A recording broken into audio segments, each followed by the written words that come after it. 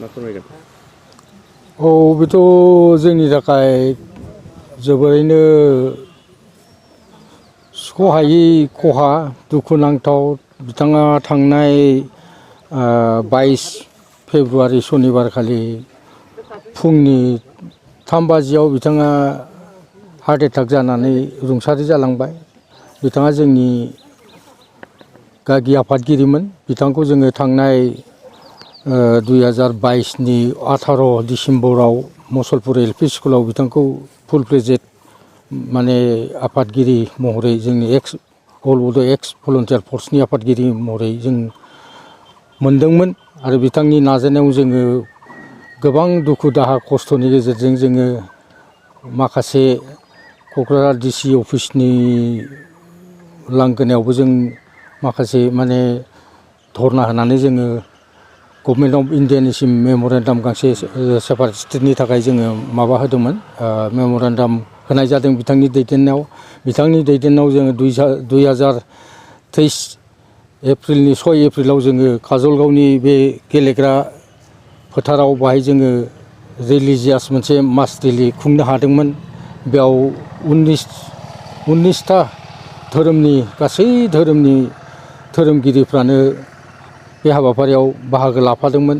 बेनि उनाव जोङो माबाजोंबो थांनाय बिसायख'थि माबानि जिथु माने डिलिमिटेसन, बे डिलिमिटेसननि चिफ इलेक्सन कमिसन गुवाहाटियाव फैनायाव बेयावबो जोङो जोंनिफ्राय बिथांनि दैदेननायावनो जोङो माखासे इलेक्सन कमिसनारनो जोङो जोंनिफ्राय माने जोंनि समस्थिफ्रा सुरक्षित जानांगौ होननानै जों माखासे माने 15टा LAC माने आसाम बिधान सभा माबानि कनस्टिटिउन्सिनि माबाखौ डिमान्डखौ होनाय जादोंमोन आरोखि।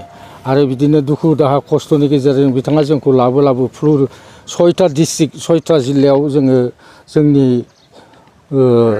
एक्स भलन्टियार फर्सनि जिल्ला कमिटिफोरखौ जों दाफुंनो हादोंमोन। बिथांनि नारा नाथा नाजानायावनो बिथाङा जोंनो मोनसे गोथार गोग्गो संबिजित दानानै होलांदों। बिथाङा जोंनो फिरफिला मोनसे दानानै होलांदों, बानायनानै होलांदों, जाय फिरफिलानि सिङाव जोङो समायखिरा लानानै हारिनि थाखाय मावनो थाखाय आलादा बड'लेण्ड सोरजिनो थाखाय जोङो दिनै खाबु मोनदों।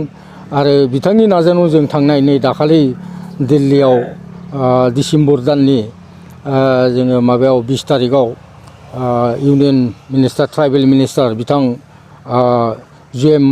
जुवेल अरामनो जोङो जोंनि आलादा रायजोनि थाखाय जोङो माने मेम'रेन्डाम साबमिट होनो हादों। बेनिफ्राय जोङो हम मिनिस्टार आरो प्राइम मिनिस्टारखौ लोगो मोनाखैबाबो जोङो बिथांमोननि माबायावनो न'आवनो बिथांमोननि चेम्बारावनो जोङो सेक्रेटारिफोरनो जोंनि मेम'रेन्डामखौ जों होनो हादोंमोन। आरो नै जों बावैसोनो नैबे दा सोलिबाय थानाय मार्चनि 3 बा जोबथा सप्तायावनो जोङो दिल्लीयाव आरो थांबावगोन। जोंखौ माने इउनियन माबानि केबिनेट मिनिस्टार माने बिथां माने ल' मिनिस्टारा आयेन बिफाननि मन्थ्रि बिथाङा जोंखौ लिंहरखादों। दा जोङो बिथांनि लिंहरनाय बायदियै जोङो टाइम मोनब्लानो बिथाङा लिंहरबानो जों थाबैनो थांनो थाखाय जों थियारि। दा जाय हक बिथांनि नारा नाथा नाजानायाव जोङो गोबां गोजौ जायगायाव सफैबायमोन। दा बिदिनोसै अबथिरा बिथांनि जिउ रुंसारि जालांनायाव जोंहा गोबां खहा जाबाय, हारिया खहा जालांबाय। दा जों बेखौनो बिथांनि जिथु साननाय, बिथांनि जिथु जाथिनि थाखाय मावलांनो माखासे आद्रा थालांनाय बेखिनिखौ जोङो बिथांनि आशिर्बाद, बिथांनि बोसोन लानानै जों मावजोबलांनो हागोन होननानै जों आसा खालामो। आरो बेखौनो जों दुलाराय अल बर' एक्स भलन्टियार फर्सनि जानानै जोङो गासैबो बर' हारिखौ खावलायो जाहाथे खौसे जानानै जोंनि रायजो बिनायाव जोंखौ हेफाजाब होयो। आरो जोंनि जिथु माने साननाय, गोसोनि साननायमोन हारिनिखौ दैखांलांनायनि बेखिनि खामानिखौ मावलांनायाव जाहाथे रायजो राजाया जोंखौ सहाय सहयोग खालामो। आरो बिथांनि आदर्शखौ लानानै जों दिनै बिथांनि माने दिनैनि बे आइद श्राद्ध खुंनाय समाव जोङो प्रतिज्ञा बद्ध जों सत बांसा लानानै बिथांनि माखासे थालांनाय आद्रा खामानिफोरखौ जों मावफुंलांगोन। आरो दिनै नैबे 9 मार्चआव दिनै बिथांनि जोबथा जोंहा माने सारादु खुंनाय दङ।